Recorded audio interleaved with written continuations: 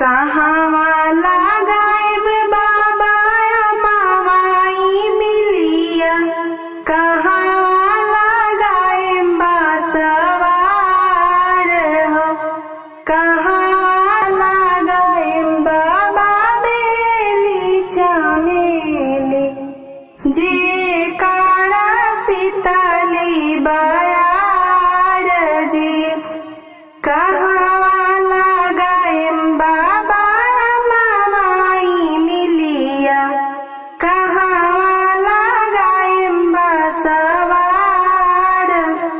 दुआरा लगायो बेटिया माई मिलिया, खिड़की लगाएब बासवार हो, आंगना लगाएब बेटी बेली चमेली, जे काड़ा सीतली बयार हो।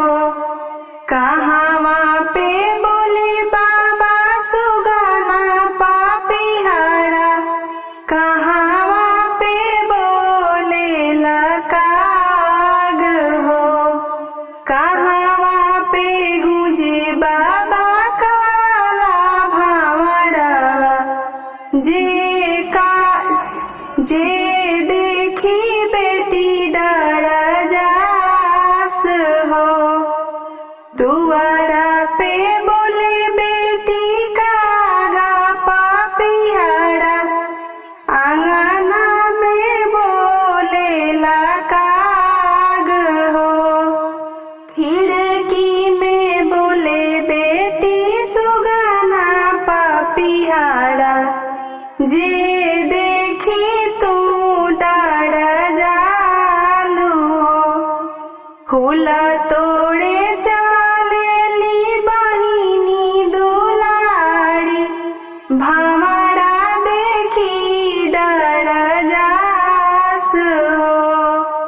भीतरा से निकले ले भैया कवना भैया, बहिनी से पूछे ले बात हो। दुआरा से आवेले भैया कवना भैया, बहिनी से पूछे ले बात हो।